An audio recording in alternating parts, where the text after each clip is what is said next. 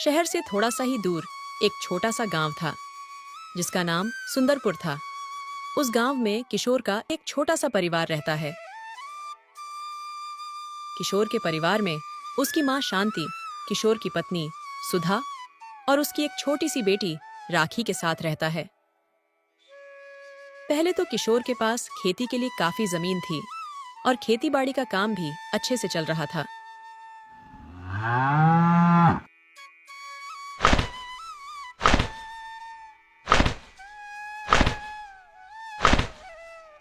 पर किशोर की माँ शांति को गंभीर बीमारी हो गई थी। शांति के महंगे इलाज और महंगी दवाइयां होने के कारण किशोर की सारी जमीन धीरे धीरे करके बिक गई थी और अब किशोर के पास खेती करने के लिए जमीन बहुत कम बची थी।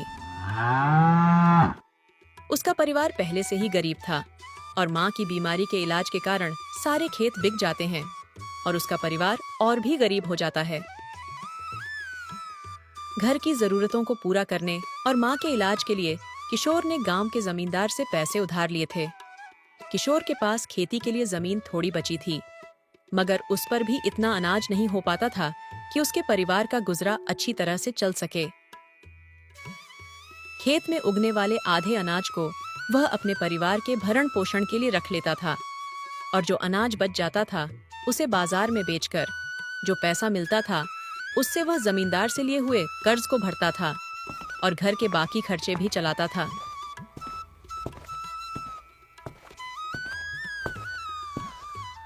पर अब तो खेत भी आधा रह गया था, तो उससे उगने वाला अनाज भी आधा हो गया था।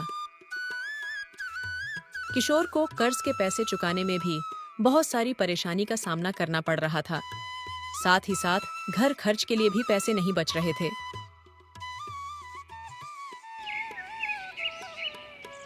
एक दिन जमींदार किशोर को अपना पास बुलाता है और कहता है,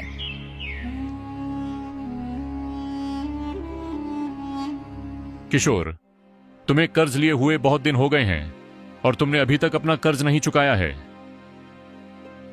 मालिक, आपको तो मेरी हालत के बारे में पता ही है।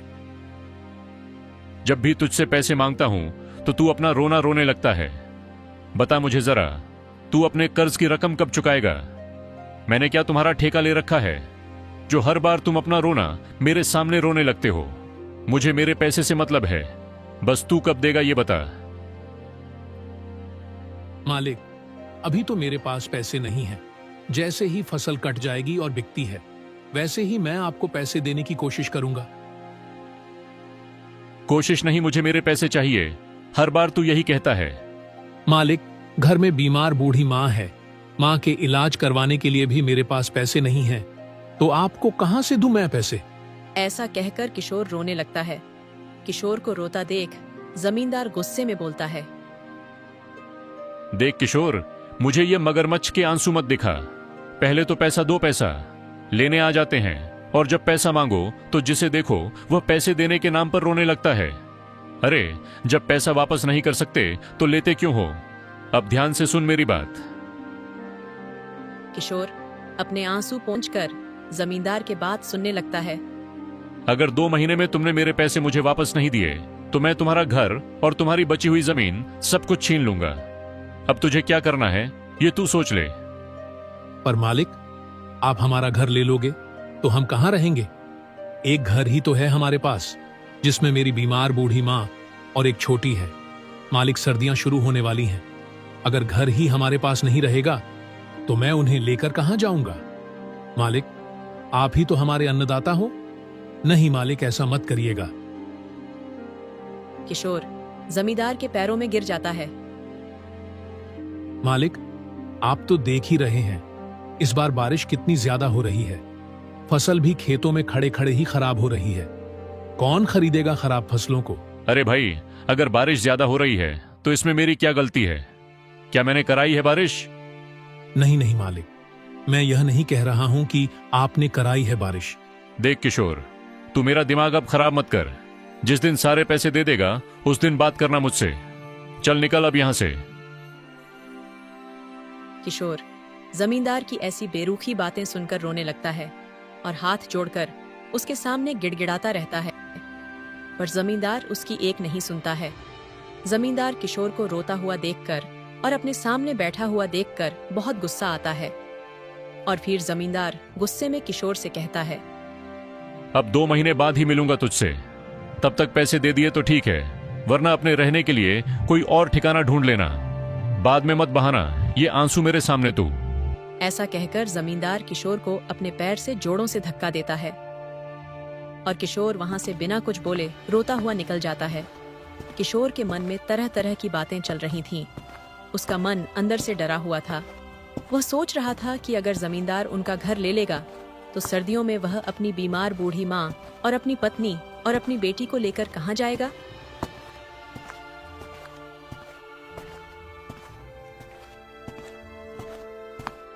उसकी पत्नी और बेटी घर के आंगन में बैठे किशोर का इंतजार कर रही थी। अपनी बेटी को अपनी तरफ आता देखकर किशोर अपनी आंखों से आंसू पोंछ लेता है और कहता है, पिताजी, पिताजी आप आ गए। माँ देखो ना, पिताजी घर आ गए। अरे राखी बेटा, तुम यहाँ क्या कर रही हो? क्या तुम आज अपनी सहेली के यहाँ खेलने नहीं गई हो? बस पिताजी जा रही हूँ। आपको देखा तो रुक गई थी। पिताजी देखो ना, मेरे कपड़े कितने खराब हो गए हैं और अब तो सर्दियाँ भी आने वाली हैं। आप इस बार सर्दियों में मेरे लिए अच्छे से कपड़े ले आना। अपनी बेटी की ये बातें सुनकर किशोर उसकी तरफ देखते हुए डबडबाई आंखों से ये कहता है, अरे हाँ राखी, इस बार पिताजी तुम्हारे लिए सर्दी से बचने के लिए अच्छे कपड़े लेकर आएंगे। सुधा अपने पति किशोर की उसकी आंखों से आंसू पोंछते हुए देख लेती है और वह समझ जाती है कि जमींदार नहीं माना है। वह राखी को वहां से जाने को कहती है। अरे राखी, देखो पिताजी अभी थक कर आए हैं। जाओ अपनी सहेलियों के साथ खेलो, वो कब से तुम्हें बुला रहे हैं बेटा। हाँ माँ, जा रही हूँ। आती हूँ पिताजी थोड़ी देर में। ऐसा कहकर राखी वहां से खेलने चली जाती है। राखी के जाने के बाद सुधा अपने पति किशोर से पूछती है, क्या हुआ जी, आप इतने परेशान क्यों दिख रहे हो? कुछ नहीं सुधा, बस अभी अभी जमींदार के पास से आ रहा हूँ। हाँ, आपको परेशान देखकर मैं समझ गई थी। क्या कहा उसने जी? और क्या कहेगा सुधा, पैसे मांग रहा था। मैंने कहा मेरे पास अभी देने को पैसे नहीं है। आपने जमींदार को बोला नहीं क्या? अभी हालात ठीक नहीं चल रहे हैं, जैसे ही ठीक होते हैं पैसे देने की कोशिश करते हैं। मैंने बोला था, ये सारी बातें भी बोली थीं, पर जमींदार ने मेरी एक नहीं सुनी। वह इस बार मान ही नहीं रहा है। अच्छा, इस बार उसने ऐसा क्या कह दिया कि आप इतना परेशान दिख रहे हो? अगर इस बार मैंने जमींदार के पैसे नहीं लौटाए तो वह मेरा घर और मेरी जमीन सब ले लेगा सुधा। और सर्दियां भी आने वाली हैं, तो ऐसे में हम कहां जाएंगे? सुधा कुछ भी समझ नहीं आ रहा। इतना कहकर किशोर की आंखों में आंसू आ जाते हैं। अपने पति की आंखों में आंसू देखकर सुधा किशोर को हिम्मत बंधाते हुए कहती है, आप चिंता मत करो जी, सब ठीक हो जाएगा। हमने कभी किसी का बुरा नहीं चाहा, तो भगवान हमारे साथ इतना निर्दयी कैसे हो सकते हैं? आप देखना, कोई ना कोई हल तो तब तक निकल ही आएगा। किशोर की बीमार माँ अंदर कमरे में खटिया पर लेटे लेटे किशोर और सुधा की सारी बातें सुन रही थीं। वह किशोर को अपने पास बुलाती है। किशोर, अरे ओ किशोर, बेटा यहाँ तो आना जरा। किशोर अपनी माँ की आवाज सुनकर अंदर जाता है और कहता है,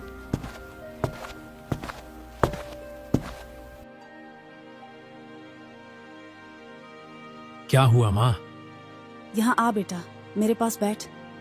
किशोर अपनी माँ शांति के पास बैठ जाता है। तू मेरी चिंता मत कर बेटा, अब तो मैं बहुत बूढ़ी हो चुकी हूँ। मेरा तो समय आ गया है। पता नहीं कब भगवान का बुलावा आ जाए और मुझे जाना पड़ जाए। शुभ बोलो माँ, ऐसा क्यों बोल रही हो तुम? बेटा, मैंने तेरी और बहू की सारी बातें सुन ली थी। मैं तो बस इतना कह रही थी कि तू अब मेरी दवाइयों पर जो खर्च करता है ना बेटा, अब वह मत कर। तू अपना ये कर्ज उतार और अपना ये घर और जमीन बचा। ले देकर अब थोड़ी सी जमीन और ये घर ही तो बचा है तुम्हारे पास। अगर अब ये घर और जमीन भी तुम लोगों के हाथ से चली जाएगी तो क्या होगा तुम लोगों का? इसीलिए मैं कह रही हूँ बेटा कि अब मेरी दवाइयों पर खर्चा करना बंद कर और तू अपना घर बचा। किशोर चुपचाप अपना सर झुकाए अपनी माँ की बातें सुन रहा था। तब वह कहता है, माँ, तू ऐसा क्यों बोल रही है? अभी मेरे पास 2 महीने का समय है ना। तू देखना, मैं सब ठीक कर दूंगा। तू देख लेना माँ। चल अब तू ज्यादा बात मत कर, वरना तुम्हारी तबीयत खराब हो जाएगी। चल चल माँ, अब तू सो जा। किसी चीज की जरूरत हो तो बुला लेना मुझे। ऐसा कहकर किशोर भी सोने चला जाता है।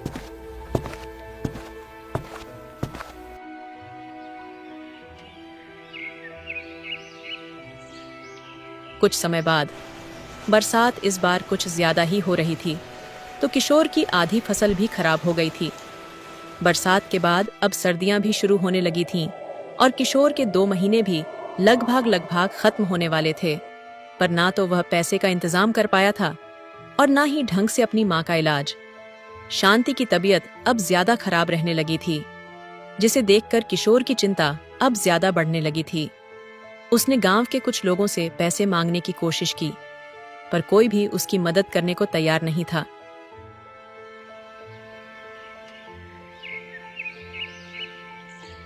अब सर्दियां भी बढ़ने लगी थीं और सर्दी से बचने के लिए किशोर और उसके परिवार के पास कोई भी साधन नहीं था। पैसे न होने की वजह से वह अपनी बीमार माँ को ठंड से बचाने के लिए एक कंबल भी नहीं खरीद पा रहा था। अपनी बीमार माँ को फटे पुराने कंबल में कांपते हुए देखकर किशोर को अच्छा भी नहीं लग रहा था, पर वह कर भी क्या सकता था। बेचारा मन मार कर रह जाता था।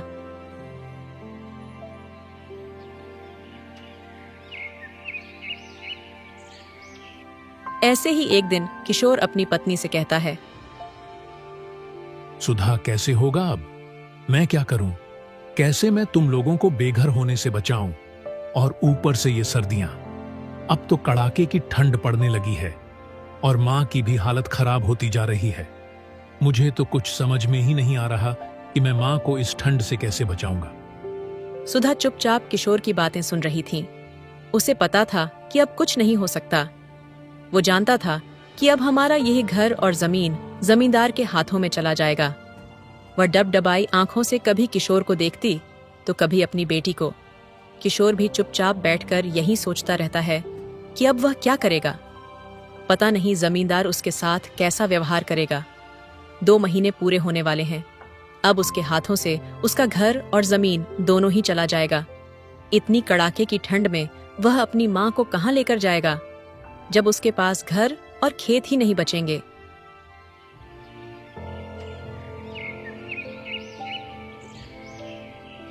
ऐसे ही दिन गुजरते गए और फिर एक दिन किशोर के घर जमींदार अपने आदमियों के साथ पहुंच जाता है। जमींदार को किशोर के घर आते देखकर किशोर को यह समझने में देर नहीं लगी कि अब उसके और उसके परिवार के साथ क्या होने वाला है।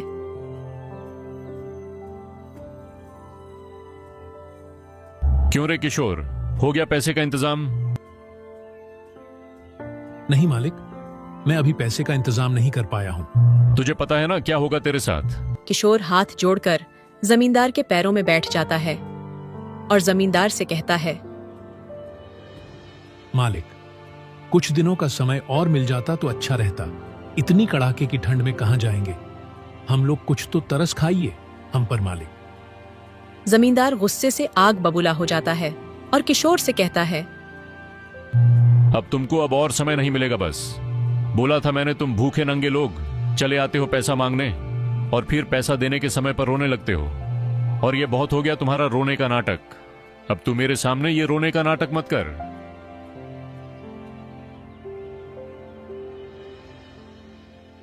इतना कहकर जमींदार अपने आदमियों को इशारा करके किशोर के घर का सामान बाहर फेंकने को कहता है और जमींदार के आदमी किशोर के घर का सामान बाहर फेंकने लगते हैं। किशोर की बेटी राखी यह सब देखकर डर जाती है और अपनी माँ सुधा से लिपटकर जोर जोर से रोने लगती है। यह देखकर किशोर कहता है, थोड़ी दया करो मुझ गरीब पर। इतनी ठंड में मैं अपनी बीमार माँ और छोटी बेटी को लेकर कहां जाऊंगा? मेरी माँ मर जाएगी मालिक ठंड से। तरस खाओ हम पर। मुझे कुछ नहीं सुनना है, तू हर बार ऐसा ही कहता है। पर जमींदार उनकी एक नहीं सुनता है और उनका सारा सामान घर से बाहर फेंकवा देता है। किशोर और उसकी पत्नी सुधा रोते रोते अपना सारा सामान जमा करने लगते हैं और उनकी बेटी राखी अपनी दादी के पास बैठकर अपनी छोटी छोटी आंखों से अपनी माँ और पिताजी को रोते हुए देखती है। किशोर अपनी माँ, बेटी और पत्नी के साथ रोड के किनारे पेड़ के नीचे ही बैठ जाता है।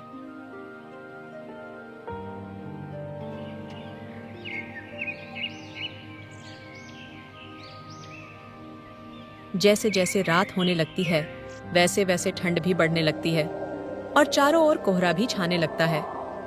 ठंड से बचने के लिए उनके पास कंबल भी नहीं थे और जो थे वो भी इस हालत में नहीं थे कि उनसे ठंड से बचा जा सके। किशोर की माँ शांति की तबीयत ज्यादा खराब होने लगी। वह बुरी तरह ठंड से कांपने लगी। किशोर अपनी माँ को ठंड से बचाने के लिए आग जलाता है। तब उसकी माँ को थोड़ा आराम मिलता है। कुछ दिन ऐसे ही बीत जाते हैं और शांति ज्यादा दिन तक ठंड बर्दाश्त नहीं कर सकी और वह इस दुनिया को अलविदा कहकर चली गई। किशोर पर मानो दुखों का पहाड़ टूट पड़ा हो। उसकी आंखों के सामने उसकी मां ने दम तोड़ दिया और वह कुछ भी नहीं कर सका। किशोर की बेटी राखी भी ठंड से बीमार रहने लगी थी। अपनी मां को किशोर ने खो दिया था, पर वह अब अपनी बेटी को नहीं खोना चाहता था। उसने अपने मन में यह फैसला लिया कि वह अब अपनी बेटी को और तकलीफ नहीं होने देगा। किशोर लोगों के खेतों में मेहनत मजदूरी करने लगा और किशोर की पत्नी सुधा भी लोगों के घरों में खाना बनाने लगी और मेहनत मजदूरी का काम करने लगी। किशोर ने गांव के बाहर ही अपने और अपने परिवार के लिए एक छोटी सी झोपड़ी बना ली थी। ठंड से बचने के लिए अब किशोर के पास एक छत थी और उसकी बेटी राखी भी अब धीरे धीरे ठीक होने लगी थी। पर किशोर को अभी भी अपनी माँ को खोने का बहुत अफसोस था। अपनी इस गरीबी और ठंड की वजह से उसने अपनी माँ को खो दिया था।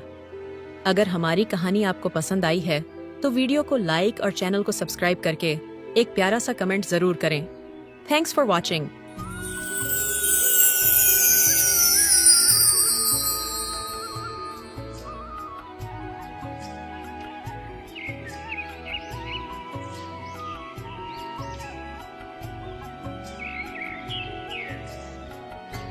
रामपुर नाम के एक गांव में राजू नाम का एक किसान रहता था। राजू बहुत ही ईमानदार और दयालु था। राजू रोज अपने खेतों में काम करता था और उसी से अपना घर चलता था। राजू के पास एक बैल था जिसका नाम भीमा था, जिसकी मदद से वो अपनी सारी खेती किया करता था। भीमा, तू जल्दी जल्दी ये हरे घास खा ले, उसके बाद हमें खेतों पर भी जाना है। तू तो जानता ही है हमें कितना सारा काम है। इसी खेती के सहारे तो मैं अपना जीवन बिता रहा हूँ। उसी गांव में राजू का एक दोस्त नंदू भी रहता था, जो बहुत ही कामचोर और अलसी था। वह अपनी चिकनी चुपड़ी बातों से हमेशा राजू का दिल जीत लेता था।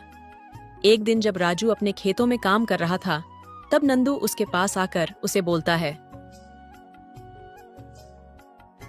अरे राजू, कैसे हो मित्र? अरे भाई नंदू, यहाँ कैसे आना हुआ? मैं तो बिल्कुल ठीक हूँ। भगवान की कृपा से सब अच्छा चल रहा है। तुम बताओ भाई, तुम कैसे हो? कुछ परेशान लग रहे हो, क्या बात है? क्या बताऊं राजू, तुम तो जानते ही हो कि इस साल मेरे खेत की सारी फसल खराब हो गई थी। बस इसी वजह से मेरी हालत बहुत खराब है। मेरे ऊपर बहुत लोगों का कर्ज हो चुका है। सोच रहा हूँ घर बार छोड़कर बहुत दूर चला जाऊं। बहुत परेशान हो गया हूँ भाई। अब कोई अपना भी तो नहीं है जिससे कोई मदद मांग सकता। क्या नंदू, ऐसा क्यों कह रहे हो भाई? आखिर हम दोनों पक्के दोस्त हैं और परेशानी में एक दोस्त ही दूसरे दोस्त के काम आता है। बताओ क्या करना है, हम दोनों मिलकर सब काम कर लेंगे। सही कह रहे हो राजू भाई, जिसके पास तुम जैसा दोस्त हो उसे परेशानी की क्या बात। दरअसल मुझे तुमसे एक छोटी सी मदद चाहिए थी। हाँ हाँ बोलो भाई, इसमें इतना सोचने की क्या बात है? बताओ मैं क्या मदद कर सकता हूँ तुम्हारी। राजू, क्या तुम अपनी बैल मुझे कुछ दिनों के लिए दे सकते हो?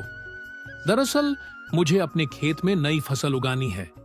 इसके लिए मुझे तुम्हारे बैल की जरूरत है। बदले में मैं तुम्हारी बैल की अच्छे से देखभाल करूंगा।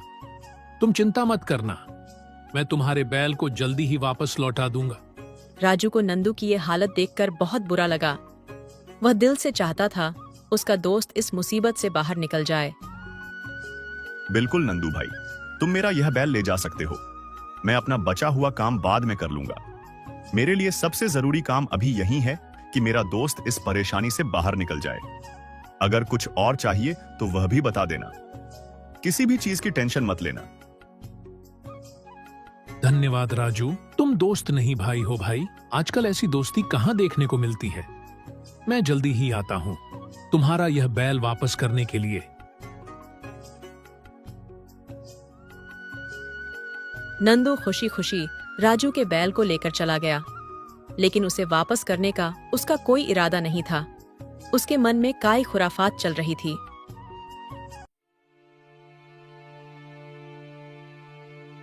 अरे वाह, मैंने राजू को कितना आसान से मूर्ख बना दिया। वैसे भी वह तो सीधा साधा है। अगर यह बैल मैं उसको वापस ही ना दूं, तो वह मेरा क्या बिगाड़ लेगा। वह तो मुझसे पूछने की भी हिम्मत नहीं करेगा। क्यों ना मैं इस बैल को बेचकर थोड़े पैसे कमा लूं। इससे मेरे पैसे की सारी परेशानी खत्म हो जाएगी।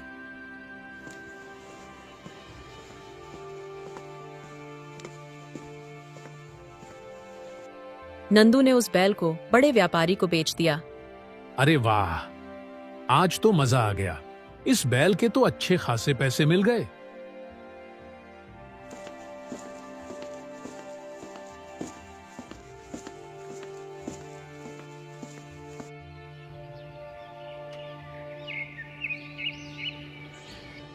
कुछ दिन बाद राजू को उसके बैल की जरूरत पड़ी।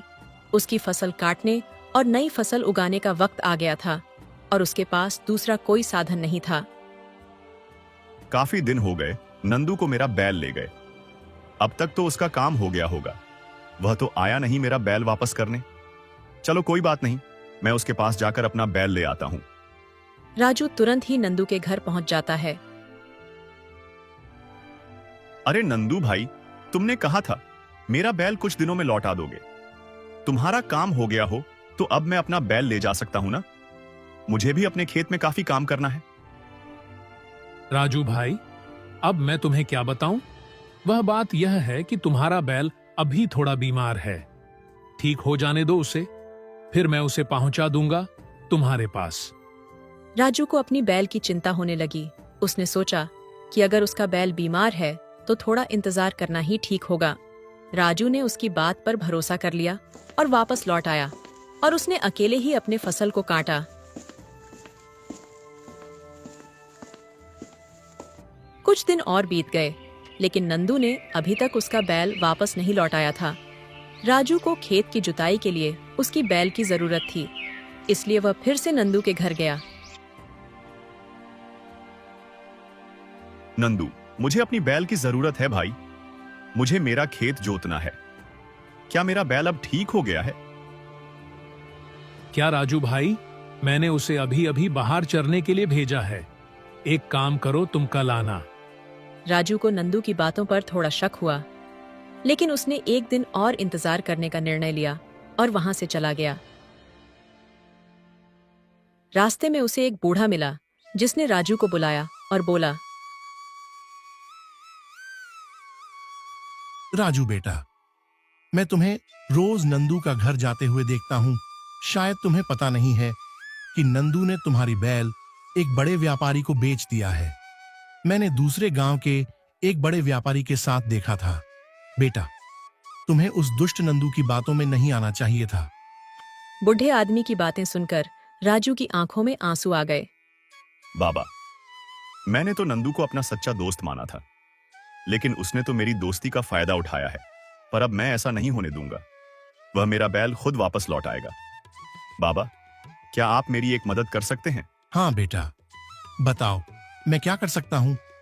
राजू उस बूढ़े आदमी को सारी बातें बता देता है कि उसे क्या करना है और फिर अपने घर चला जाता है। कुछ देर में नंदू उसी रास्ते से गुजर रहा था। तभी वह बूढ़ा आदमी उसे देखता है और अपने पास बुलाता है। क्या बात है बाबा? आपने मुझे इस तरह रोक करके क्यों बुलाया? हाँ बेटा नंदू, बात ही कुछ ऐसी है। मैं कई दिनों से देख रहा हूँ राजू रोज तुम्हारे घर पर किसी बैल के लिए आता है। हाँ बाबा, पर बात क्या है? बेटा अभी थोड़ी देर पहले मैंने उसे किसी से बात करते सुना है कि उसे यह बैल को उसे एक साधु महात्मा ने दिया था और कहा था कि जिसके पास भी ये बैल रहेगा उसकी खेत फसल से लहलहाती रहेगी और उसके खेत में कभी सूखा नहीं पड़ेगा।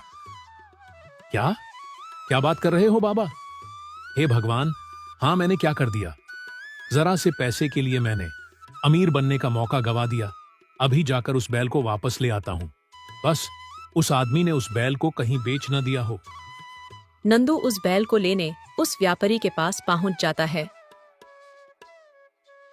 जब वो उस बैल देखता है तो उसकी जान में जान आती है। चलो यह तो अच्छा है कि इस व्यापारी ने उस बैल को बेचा नहीं, लेकिन अब मैं बैल को लेकर जाऊं कैसे? हाँ भाई नंदू, मैं तुम्हें ये बैल देना तो नहीं चाहता, क्योंकि ये 10 आदमियों का काम अकेला ही कर देता है मेरे खेत में। लेकिन फिर भी अगर तुम इसे लेना चाहते हो तो मैंने इसका एक उपाय निकाला है। मैं तुम्हें बैल तभी वापस दूंगा जब तुम मुझे इस बैल के 3 गुना पैसे दोगे। मंजूर है तो बोलो। बेटा नंदू, यह 3 गुना पैसे तो बहुत कम है उस दौलत के सामने जो इस बैल से मुझे मिलाने वाली है। जल्दी से इसे पैसे दे और निकल जाए यहां से। ठीक है भाई, मुझे यह सौदा मंजूर है। नंदू उस व्यापारी को पैसे देकर वहां से निकल पड़ता है। नंदू उस बैल को लेकर घर पहुंचा ही था कि राजू वहां आ जाता है।